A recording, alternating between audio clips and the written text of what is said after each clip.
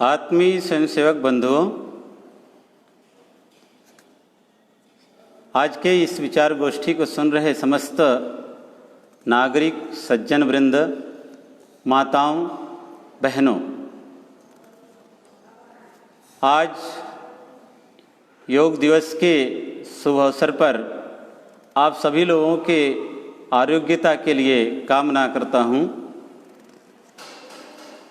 आज ग्रहण का भी दिन है। अभी अभी भगवान भास्कर मोक्ष मिला है कुछ घंटों पहले, और आज जिस संगठन के विकास यात्रा के बारे में हम आगे बढ़ रहे हैं, उस संगठन के संस्थापक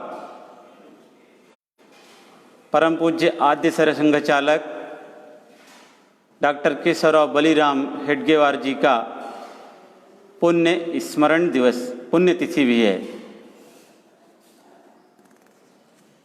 संघ के क्रमिक विकास यात्रा के भाग 1 में आप सब लोगों ने डॉक्टर पूर्णेंदु सक्सेना, हमारे प्रांत के माननीय सहसंघ चालक हैं, उनके साथ यह यात्रा की है।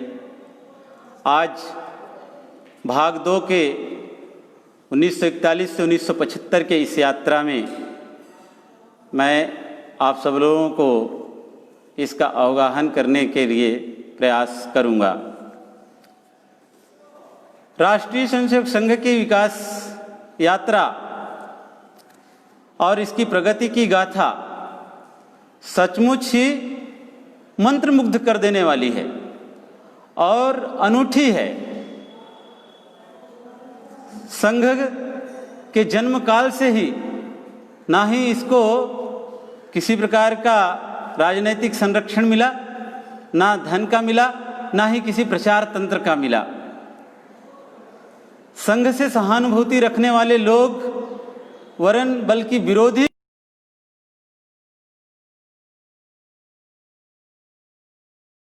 खान पान, रीति रिवाज, भाषा भूषा, पंथ परंपरा, इन सब में बटे हुए समाज को एक समन्वित रूप में एकत्र करना, यह संघ का ध्येय है। और इस ध्येय को सुनकर के ही अत्यंत आस्थावान हिंदू भी बिचक जाता था, मुंह फेर लेते थे।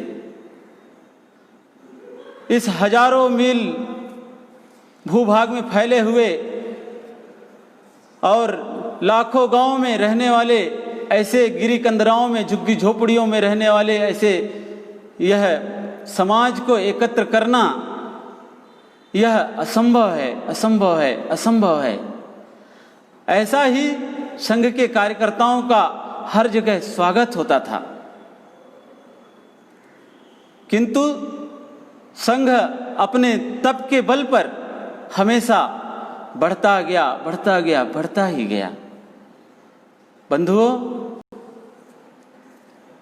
डॉक्टर साहब के 1940 में जाने के बाद संघ की जो धुरा है परम पूजनीय गुरुजी के कंधों पर आई, और गुरुजी दूसरे आद्य सरसंघ चालक हुए।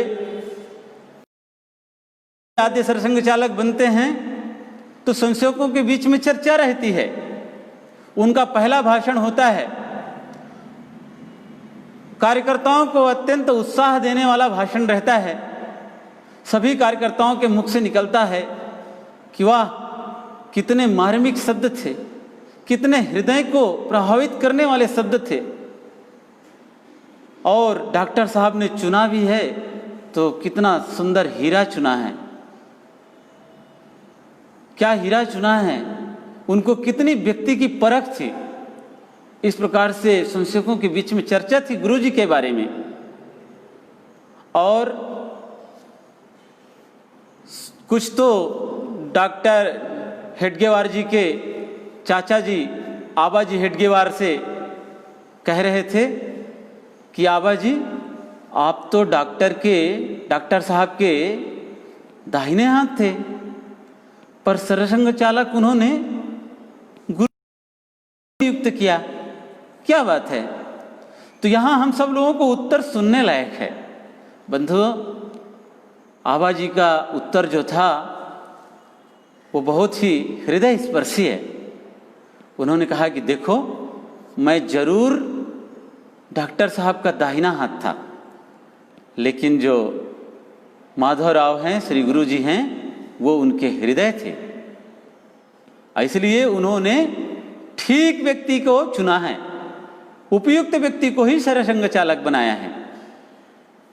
और इस प्रकार से संसेवकों के मन में उत्साह, सभी कार्यकर्ताओं के मन में उत्साह भरने का काम गुरुजी 1940 से कर रहे हैं। और अब यह पवित्र संगठन, यह यशस्वी संगठन को आगे बढ़ाने का काम उनके नेतृत्व में चलता है। समय आगे बढ़ता है।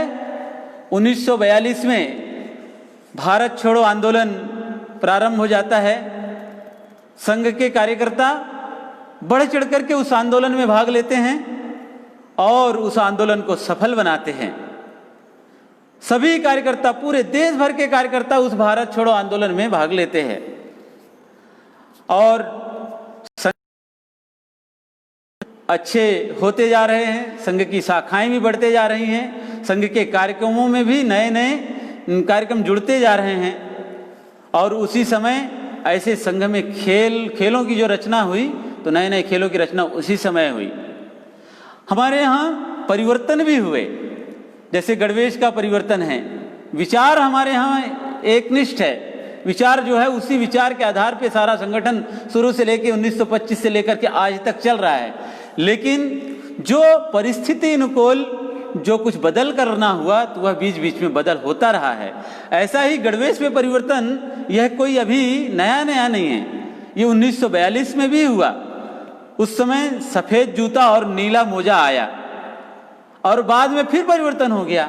1945 में फिर से वही पोंगली पट्टी, वही लांगबूट आ गया। और इस प्रकार से संघ का कार्य अनवरत बढ़ता ही रहा।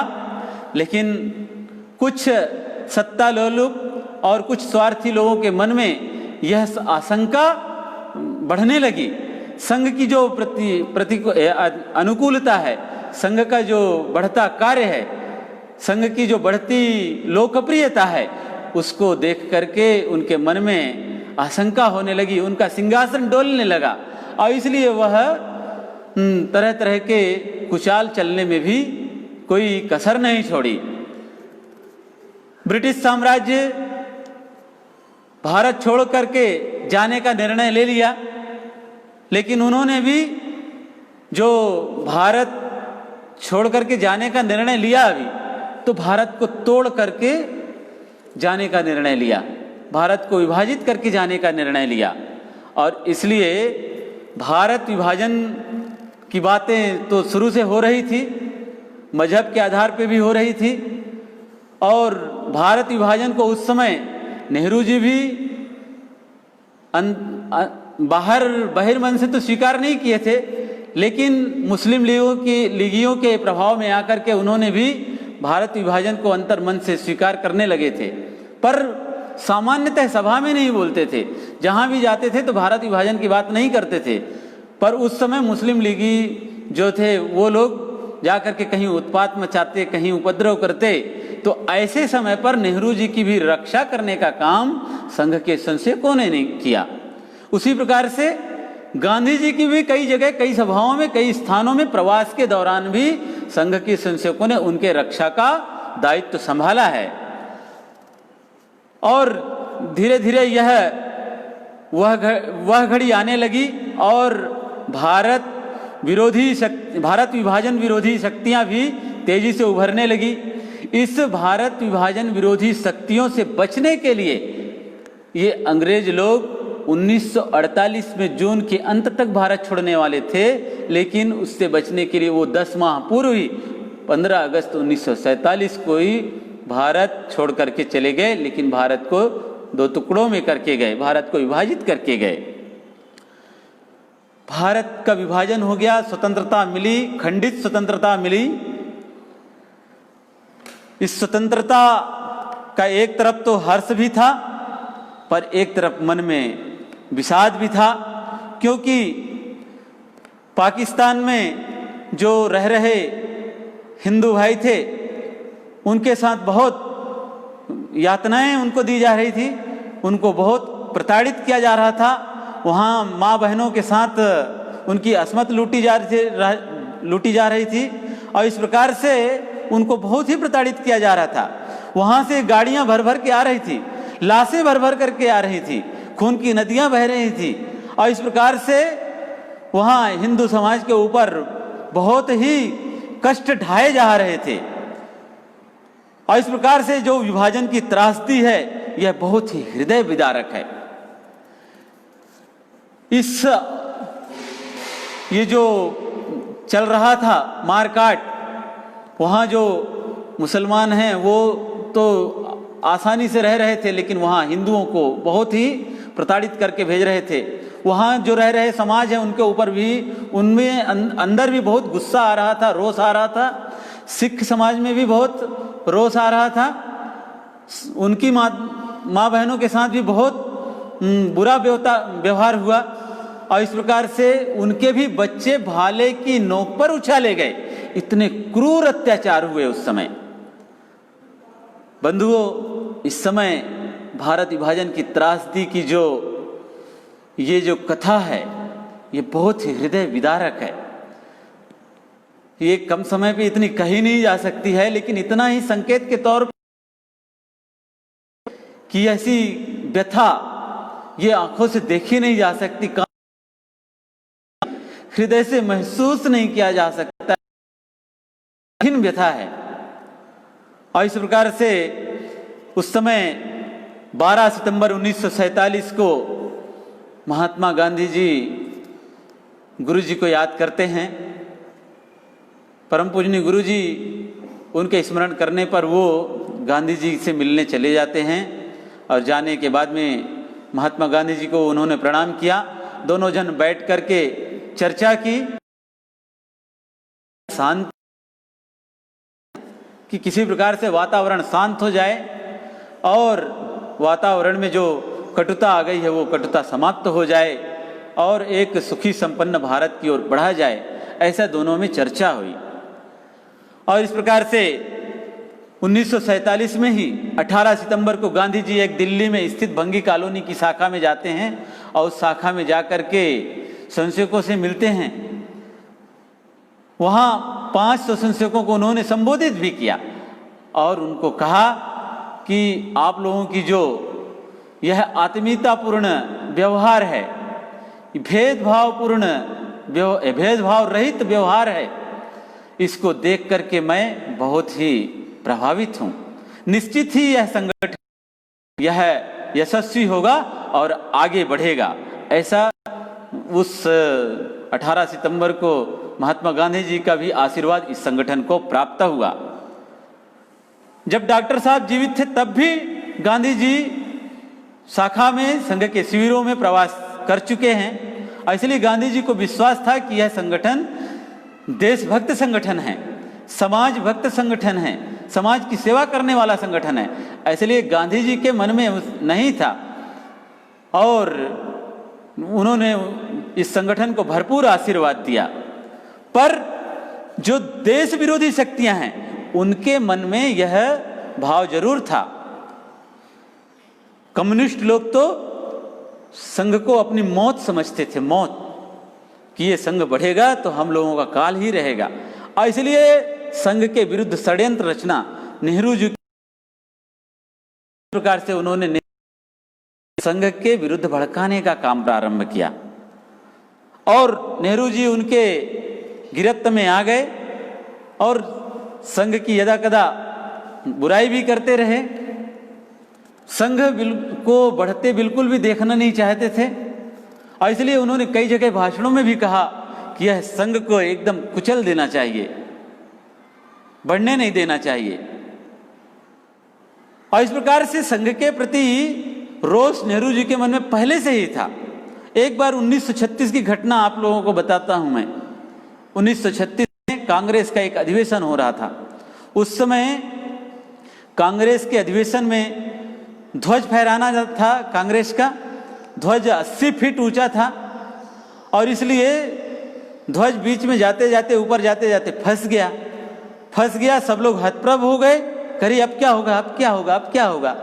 तो एक स्वयंसेवक सामने गया और तुरंत उस ध्वज स्तंभ में चढ़ गया और चढ़ करके तुरंत उतने ऊंचे जय स्तंभ में चढ़ करके ध्वज को ठीक किया और ध्वज ताकि ऊपर जा करके फहर गया और नीचे उतर आया। और जैसे नीचे उतरता है तो उसकी सब प्रशंसा करने लगते हैं कि अरे वाह। नेहरू जी पूछते कि अरे कौन है।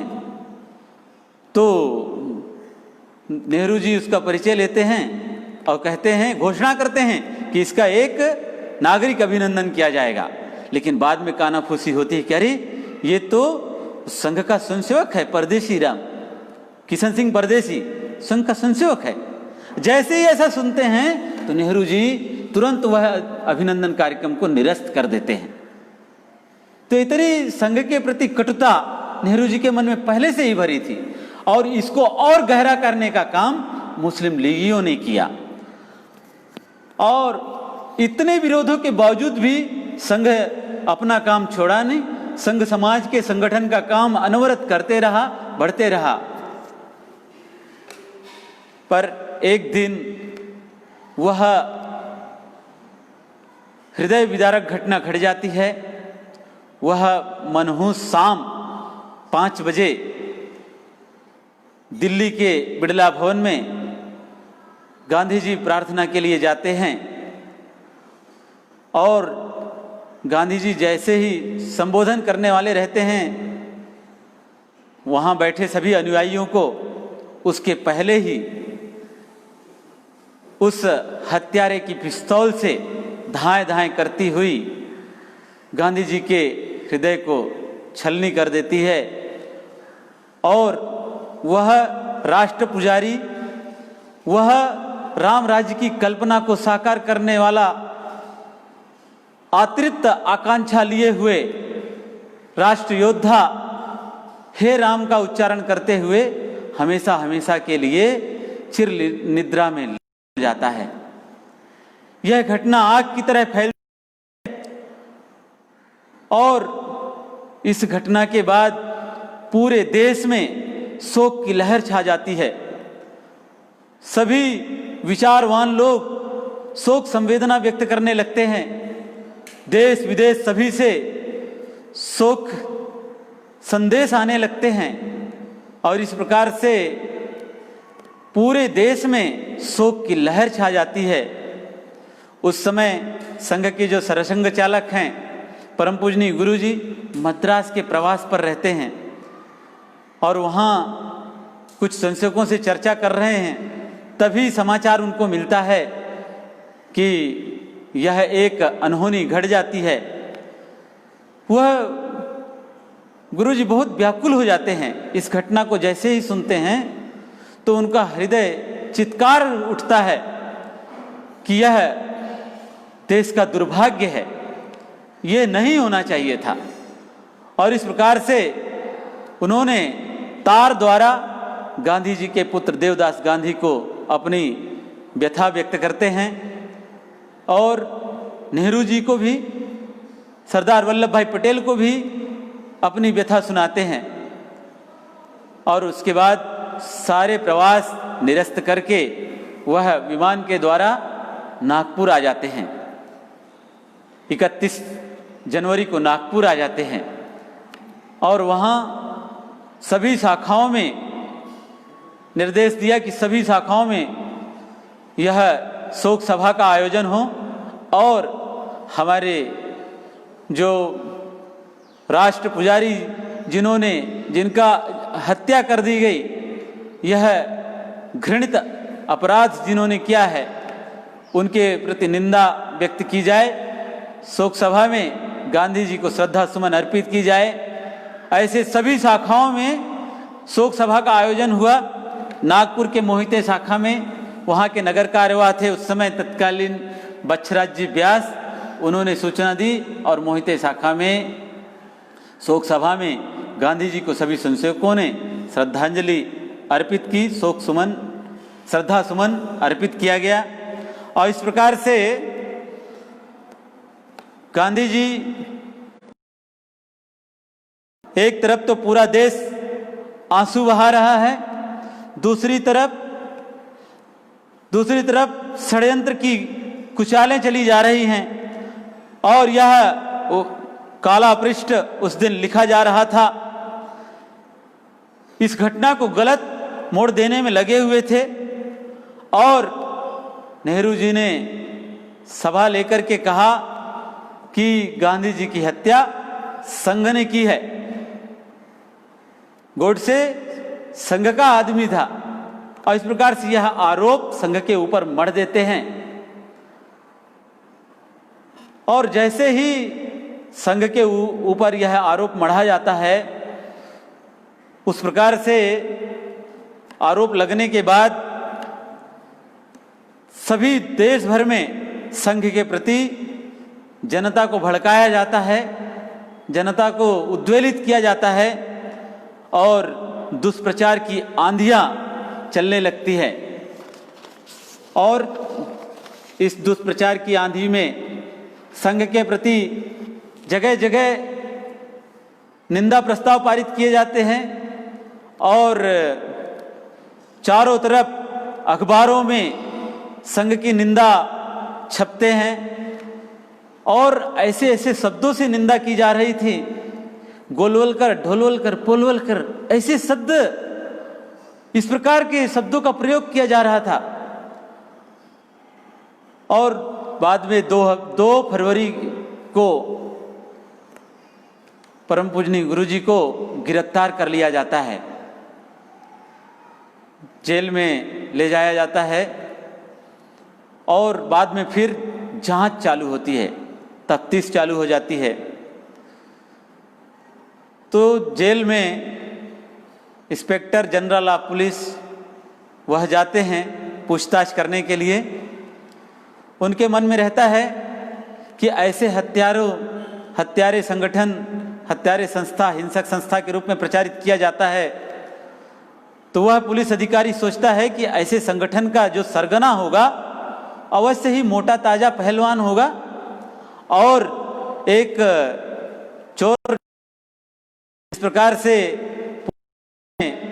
आते हैं और गिड़गिड़ाते हैं, कहते हैं कि हुजूर मुझे फांसी मत दिलाना, मुझे बचा लीजिए, ऐसा गिड़गिड़ाएंगे, ऐसा उसके मन में।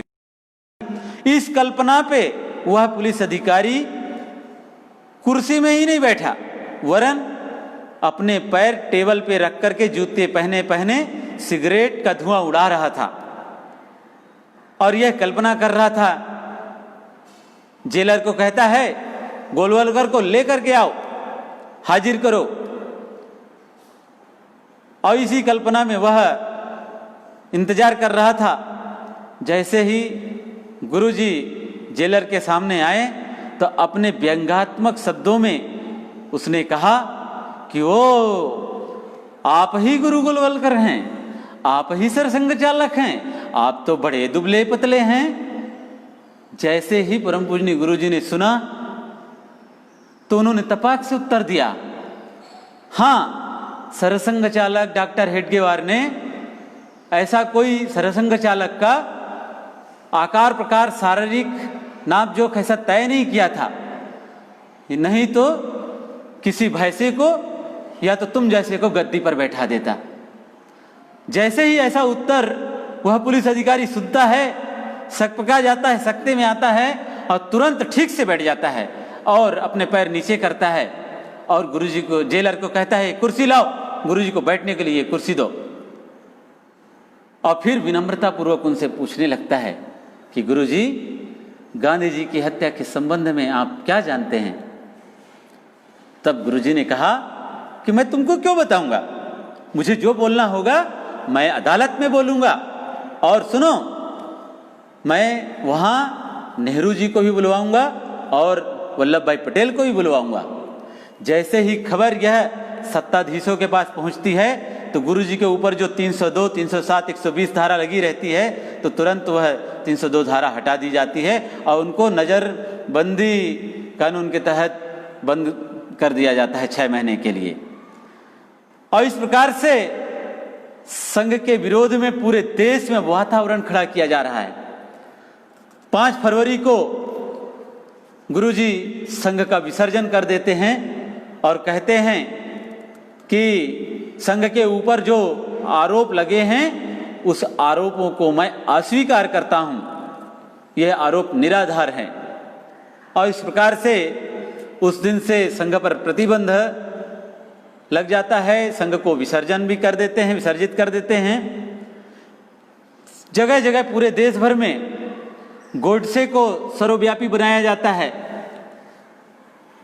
कि जगह जगह संघ कार्यालयों में हमला किए जाते हैं और संघ कार्यालयों में जाकर के तोड़फोड़ की जाती है, संशयकों को प्रताड़ित किए जाते हैं और रक्त रंजित पूरा वातावरण हो जाता है।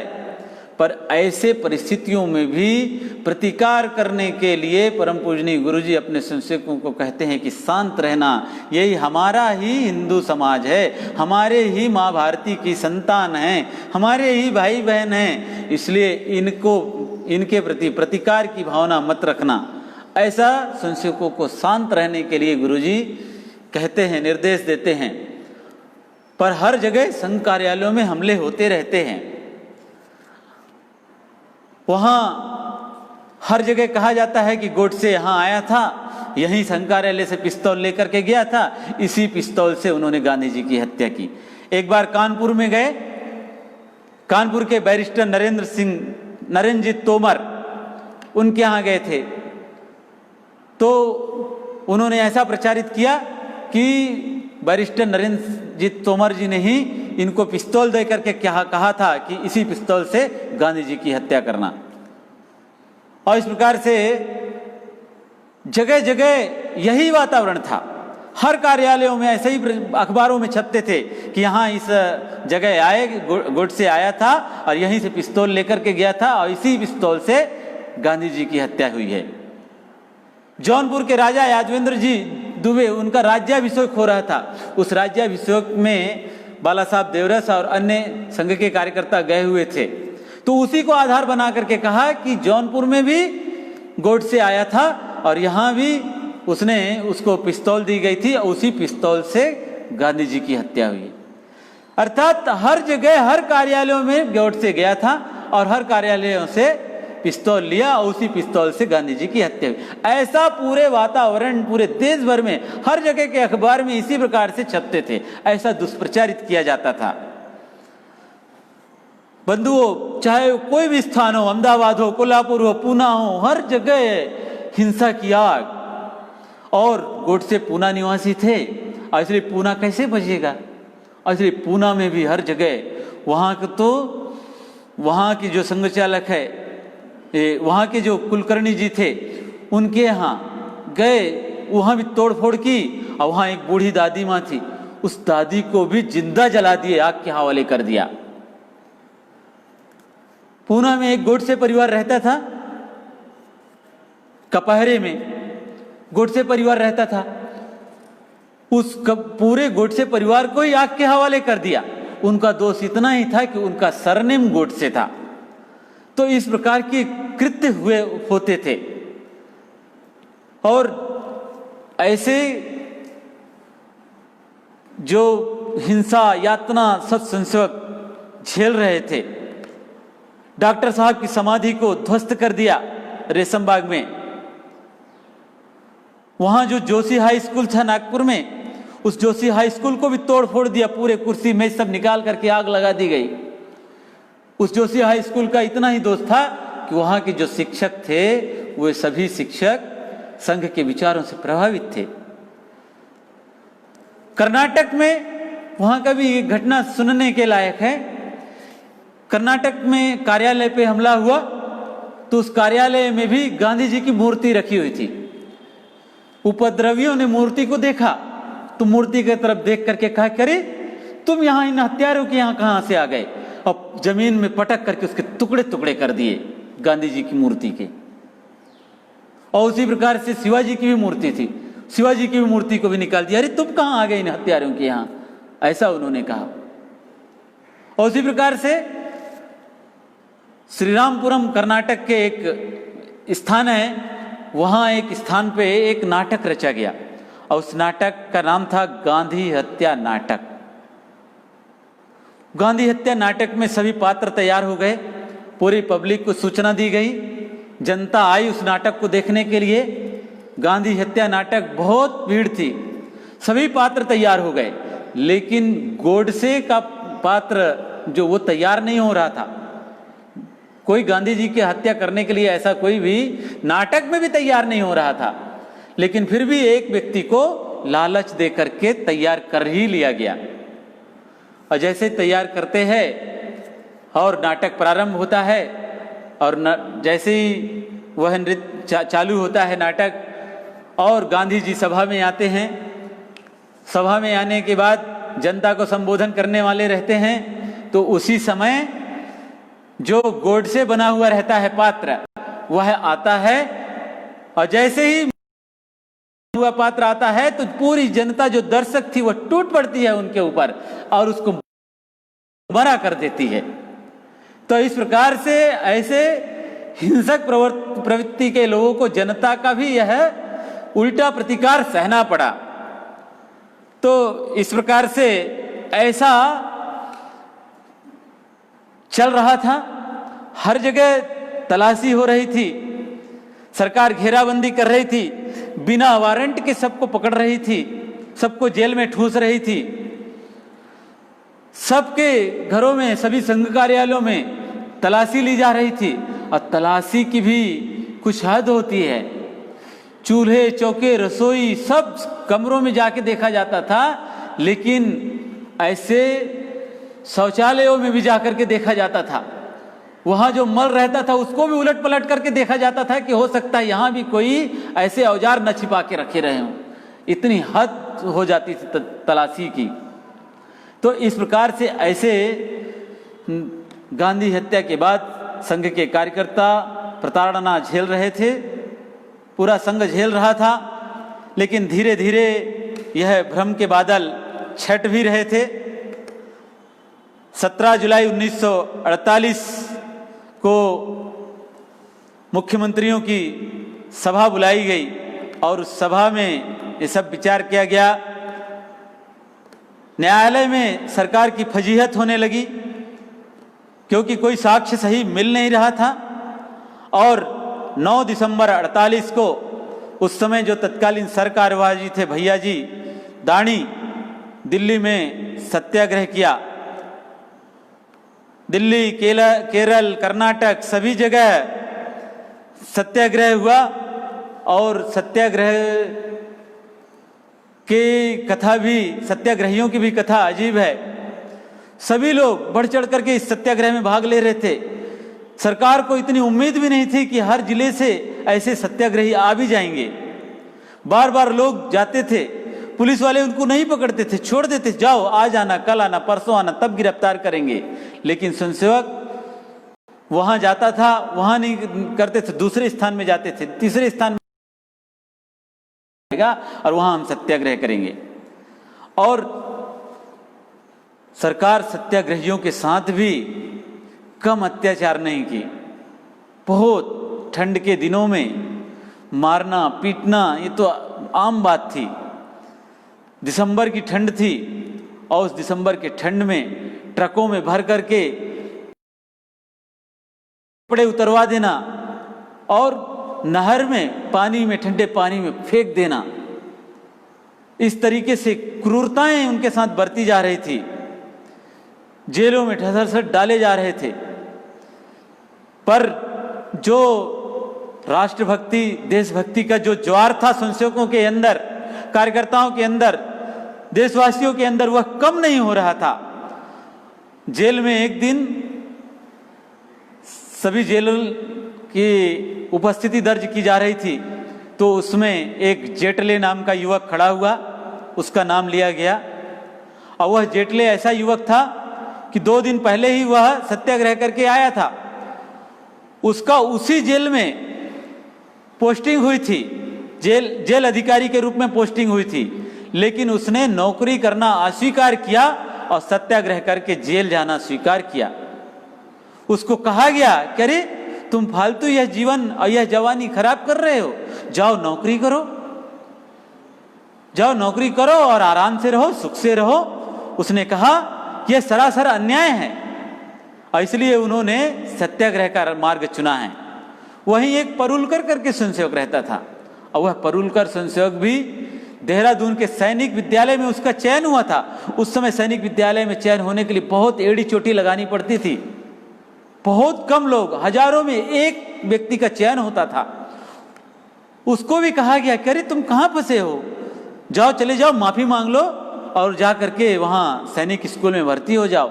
उसने कहा कि पहले राष्ट्र धर्म, उसके बाद मैं अपनी व्यक्तिगत आकांक्षा को पूर्ण करूंगा। और इसलिए ऐसे देशभक्तों का ज्वार था उस समय।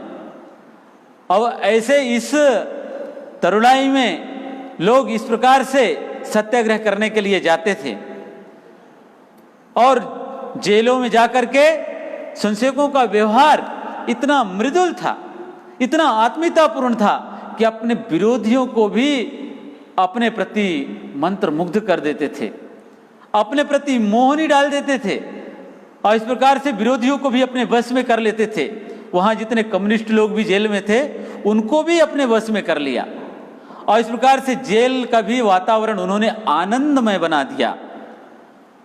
और जेल में भी वहां बहुत मौज मस्ती के साथ उन्होंने दिन बिताने का प्रयास किया, एक दूसरे के सुख दुख को समझते हुए, सभी स्वयंसेवकों का उत्साहवर्धन करते हुए, ताकि किसी भी स्वयंसेवक के मन में हीनता का भाव नहीं आना चाहिए, कोई भी स्वयंसेवक दुखी नहीं होना चाहिए। इसलिए एक ऐसा वातावरण बना करके इस जो देश के प्रति उन्होंने जो फर्ज निभाने का काम किया है, तो ऐसे सभी स्वयंसेवकों का जीवन चरित्र हम सब लोगों को अनुकरणीय है। धीरे धीरे सत्याग्रह बढ़ते गया और हालत में चल रहा था और 27 मई 1948 को एक विशेष हुई और पंजाब में भी 10 जनवरी 1949 को यह सुनवाई हुई और एक फैसला आता है 2 मई 1949 को कि संघ निर्दोष है, संघ निर्दोष है, बाइज्जत बरी हो जाता है संघ। और इसलिए बाद में 11 जुलाई 1949 को संघ के ऊपर से सरकार प्रतिबंध हटाती है। 13 जुलाई को 1949 में ही गुरुजी को बैतूल जेल में जो बंद किया गया था वहां से रिहा किया जाता है और इस प्रकार से गुरुजी के सानिध्य में इतने बड़े भीषण संकट से इस अपने संगठन को उबार दिया जाता है। संघ वहां से प्रखर होकर के निकलता है। संघ में देश के प्रति भक्ति भाव, समाज के प्रति भक्ति भाव, ऐसे लोग अपने देश के प्रति आत्मीयता, माँ भारती की सेवा के लिए ऐसे प्रेरणा देने का काम अनवरत संघ करते रहा है। संघ के प्रशिक्षणों में इसी प्रकार की शिक्षा दी जा रही थी और इस प्रकार से संघ के स्वयंसेवक इसी प्रेरणा से अनुपूरित होकर के अपने जीवन की दिनचर्या बनाते थे, उसी को जीने का प्रयास करते थे। और इस प्रकार से 1900 में भूकंप आया और ब्रह्मपुत्र नदी में बाढ़ भी आई, तो वहां बाढ़ पीड़ित सहायता समिति बना करके स्वयंसेवक वहां सहायता भी किए। तो अकाल पीड़ित सहायता समिति बना करके स्वयंसेवकों ने वहां भी सेवा कार्य किए। हम देख रहे हैं कि आज जो कोरोना में सेवा कार्य चल रहा है, तो यह आज का ही संस्कार नहीं, संघ शुरू से ही सेवा कार्य में लगा हुआ है, समाज के कार्यों में लगा है, देश की भक्ति के कार्यक्रम में लगा हुआ है। और इसलिए इस प्रकार से संघ शुरू से ही सेवा कार्य में लगा और 1952 में संघ गौ हत्या बंदी के लिए भी जन जागरण चलाता है और पूरे देश भर में हस्ताक्षर अभियान चलाता है। 1953 में तत्कालीन राष्ट्रपति पंडित राजेंद्र प्रसाद जी के पास वह हस्ताक्षर को सौंपा जाता है और इस प्रकार से संघ अपनी गति में चलते रहता है। 1951 में ही भारतीय जनसंघ की स्थापना होती है कि राजनीतिक क्षेत्र में भी एक संगठन खड़ा होना चाहिए, तो पंडित श्यामा प्रसाद मुखर्जी को प्रेरणा मिलती है और वह जनसंघ की स्थापना करते हैं, जो आज वर्तमान में भाजपा कहलाती है। ऐसी प्रकार से 1952 में मतांतरण रोकने के लिए अपने छत्तीसगढ़ में ही जसपुर में जो वनवासी बंधु मतांतरित हो रहे थे, तो उनका मतांतरण रोकना और उनके स्वावलंबन के लिए चिंता करते हुए वनवासी कल्याण आश्रम की स्थापना की, जो आज हम देख रहे हैं कि वनवासियों के बीच में काम करने वाला यह अग्रणी संगठन है।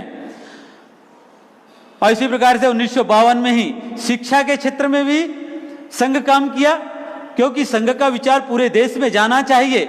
और इसलिए जिस प्रकार से एक भवन में यदि एक ही दरवाजे में हम प्रवेश करेंगे तो हमको बहुत समय लगता है, और इसलिए उसके अनेक दरवाजे बना दिए गए। अब ऐसे शिक्षा के क्षेत्र में 1952 में गोरखपुर में उत्तर प्रदेश में सरस्वती शिशु मंदिर की स्थापना होती है, जिसमें आज हम देखते हैं कि 20,000 विद्यालय हैं, 40 लाख विद्यार्थी पढ़ते हैं उसमें, ऐसे 15,000 बाल संस्कार केंद्र चलते हैं। तो शिक्षा के क्षेत्र में भी संघ काम कर रहा है। 1953 में कश्मीर की समस्या चल रही थी, तो उस समय परम पूजनीय गुरुजी उस समय वहाँ के महाराजा हरि सिंह से भी मिला, उनके साथ भी वार्ता की, और वार्ता के साथ साथ सरकार के साथ सामंजस्य बनाने का भी काम किया और कश्मीर विलय में भी अपना अहम योगदान दिया। गुरुजी ने कहा कि यदि जनमत संग्रह कराना है तो पूरे देश भर में ही नहीं, तो कश्मीर में भी होना चाहिए जनमत संग्रह, कश्मीर के साथ साथ पूरे देश में भी जनमत संग्रह होना चाहिए। तो इस प्रकार से 1953 में कश्मीर में भी संघ ने अपना योगदान महत्वपूर्ण दिया है। 1954 में 100 संसदों को लेकर के वहाँ दादरा और नागर हवेली को भी स्वतंत्र कराया, और इस प्रकार से संघ ऐसे पुर्तगालियों से उनको भी, गोवा को भी स्वतंत्र कराया। 1960 में पूरे संघ में जो काम कर रहे थे ऐसे सभी पूर्णकालिक होती है। उस बैठक में परम पूजनीय गुरुजी सभी प्रचारकों का, सभी कार्यकर्ताओं का उत्साहवर्धन करते हैं और इस माँ भारती की एक निस्वार्थ रूप से सेवा करने की प्रेरणा देते हैं। बंधुओं, जब गांधी हत्या के समय उपद्रवियों ने, कांग्रेसी भक्तों ने परम पूजनीय डॉक्टर साहब की समाधि को जो ध्वस्त कर दिए रहते हैं, तो 1962 में उसका पुनर्निर्माण होता है और फिर उस नूतन समाधि का उद्घाटन भी करते हैं। स्वामी विवेकानंद शताब्दी मनाई जाती है 1963 में, तो पूरे देश भर में 1963 में स्वामी विवेकानंद जी की जन्म शताब्दी मनाई जाती है। और इसमें उस समय तत्कालीन जो सरकारवाह थे माननीय एकनाथ रानाडे जी, उनको संघ के दायित्व से मुक्त कर कन्याकुमारी में विवेकानंद शिला स्मारक की स्थापना करने के लिए भेज दिया जाता है। और इसका परिणाम यह होता है कि हम देखते हैं कि आज माननीय एकनाथ जी रानाडे जी के द्वारा आज वहाँ विवेकानंद शिला स्मारक का निर्माण देखने लायक है और वहाँ से प्रेरणा ग्रहण करने के लायक है। और इस प्रकार से पूरे देश भर में सभी लोगों के मन में देशभक्ति का भाव, समाज के प्रति भक्ति का भाव भरने का काम चल रहा था। तो ऐसे विविध संगठनों की स्थापना भी हो रही थी। 1963 में भारत विकास परिषद की भी स्थापना हुई और 1964 में ही मुंबई के सांदीपनी आश्रम में धर्म के क्षेत्र में, अध्यात्म के क्षेत्र में ऐसे विश्व हिंदू परिषद की भी सभी धर्माचार्यों के सानिध्य में यह स्थापना होती है और सभी धर्माचार्यों का, सभी विद्वानों का आशीर्वाद मिलता है। और आज हम देखते हैं कि आज राम जन्मभूमि जहां मंदिर बनने जा रहा है, उस राम जन्मभूमि आंदोलन का जो श्री गणेश भी हुआ तो विश्व हिंदू परिषद के नेतृत्व में ही हुआ। और धर्म प्रसार योजना के तहत कई हिंदू बंधुओं की, लाखों हिंदू बंधुओं की घर वापसी का भी कार्यक्रम हुआ। और इस प्रकार गुरु जी के ऐसे व्यवहार के कारण संगठन फलता फूलता आगे बढ़ता जा रहा था।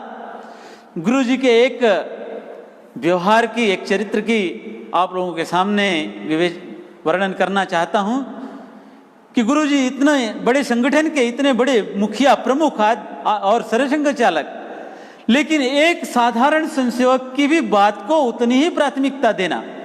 1967 का संघ शिक्षा वर्ग था, प्रथम वर्ष, अकोला में वह प्रथम वर्ष चल रहा था। वहां गुरुजी का प्रवास हुआ।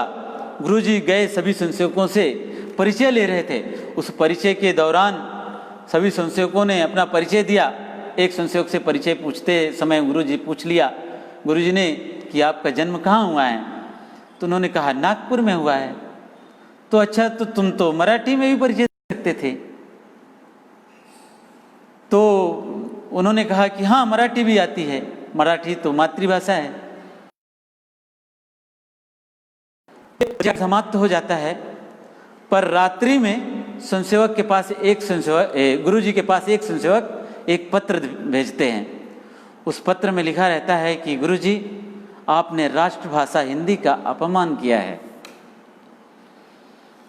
इस पत्र को देख करके गुरुजी बहुत व्यथित हो जाते हैं।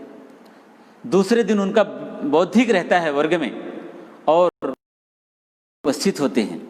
तो गुरुजी 10 मिनट तक उस बौद्धिक में कुछ नहीं बोलते हैं और बाद में कहते हैं कि किसी संसेवक ने दिया है कि मैंने राष्ट्रभाषा हिंदी का अपमान किया है। मैंने राष्ट्रभाषा हिंदी का अपमान नहीं किया है। मातृभाषा है, मातृभाषा आती है कि नहीं आती है, मातृभाषा, इसलिए मैंने उनसे पूछा है। मेरा अपमान करने का मेरी ऐसी कोई धारणा नहीं थी। ऐसा बोल करके गुरुजी फफक फफक करके रो पड़ते हैं। यानी एक साधारण स्वयंसेवक की बात को भी इतनी प्राथमिकता से देना, इतना ग्रहण करना, ये गुरुजी के व्यवहार में था। ऐसे एक राष्ट्रीय स्तर के एक संगठन के मुखिया का व्यवहार, मुखिया का चरित्र यदि ऐसा है तो क्या वह संगठन यशस्वी नहीं होगा? इसलिए जब ऐसे संगठन के मुखिया का आचरण इस प्रकार का है तो उस संगठन से जुड़े हुए लोग ऐसे कैसे मृदुभाषी, कैसे देशभक्त, समाजभक्त नहीं होंगे? और इस प्रकार से गुरुजी के सानिध्य में यह संगठन आगे फलता फूलता बढ़ते रहता है। समाज में, अपने भारतवर्ष में हम देखते हैं कि ऐसे समरसता का अभाव था, छुआछूत चल रहा था। तो ऐसी वेदना से पीड़ित होकर के 1969 में उडुपी में एक धर्म संसद का आयोजन होता है। गुरुजी की प्रेरणा से वहां सभी धर्माचार्य, ये सभी लोगों ने घोषणा की कि कोई भी हिंदू पतित नहीं है, सब इस माँ भारती की संतान हैं, सब आपस में भाई भाई हैं, कोई ऊंचा नहीं, कोई नीचा नहीं। हिंदुवः सोदराः सर्वे न पतितो हिंदू भवेत्, मम दीक्षा हिंदू रक्षा, मम मंत्र समानता। सभी हिंदू सहोदर भाई हैं, कोई ऊंचा नीचा नहीं है। इसलिए मेरा मंत्र समानता का मंत्र है, मेरी दीक्षा हिंदुओं की रक्षा का है। ऐसा सभी संतों, महंतों, विद्वानों से एक साथ उच्चार करवाया। और गुरुजी ही ऐसे व्यक्ति थे जिनकी बातों को सब लोगों ने अंतर मन से स्वीकार किया। और इस प्रकार से 1971 में भी बांग्लादेश मुक्ति युद्ध जो हुआ उसमें भी स्वयंसेवक बढ़ चढ़ करके भाग लिए। 1972 में भी ठाणे में जो एक बैठक हुई, संघ के विस्तार के बारे में काफी चर्चा हुई और उस विस्तार में सभी स्वयंसेवकों को ऐसे ही प्रबोधन किया गया और योजना बनी कि संघ का काम और कैसे आगे बढ़ सकता है। सभी विचारों पे चिंतन करके संघ को आगे बढ़ाने के लिए सभी स्वयंसेवक संकल्पित होकर के वहां से प्रेरणा लेकर के जाते हैं। और उसमें एक विषय पर और निर्णय हुआ कि संघ के जितने उत्सव हैं समाजोत्सव के रूप में मनाए जाएं। समाजोत्सव का आयोजन होना चाहिए ताकि सभी समाज के लोग, सभी लोग उसमें सम्मिलित होना चाहिए। इस प्रकार से गुरुजी जब से सरसंघ चालक बने तब से पूरे देश भर में अनथक प्रवास किया, संशोधकों का मार्गदर्शन किया। ऐसे विविध संगठनों की स्थापना भी हुई और उन सब का मार्गदर्शन करते हुए संघ को आगे ले गया और पूरे विश्वव्यापी बनाया। और इस प्रकार से वह समय आ जाता है जब गुरुजी का अस्वस्थ हो जाते हैं और गुरुजी का इलाज चल रहा था डॉक्टर आबाजी थत्ते के सानिध्य में। तो गुरुजी के बारे में कहा जाता है कि जब भी गुरुजी जब प्रवास में चलते हैं तो उनका जो कमंडल रहता है वो कमंडल दाहिने बाजू रहता है। तो वह 5 जून 1973 का दिन, उस दिन भी गुरुजी अपने कमंडल को दाहिने बाजू रख लिया। जब कमंडल को दाहिने बाजू देखा डॉक्टर आबाजी थत्ते ने तो उनसे पूछा कि गुरुजी ये कमंडल दाहिने बाजू रखा है क्यों, आज भी कहीं जाना है क्या?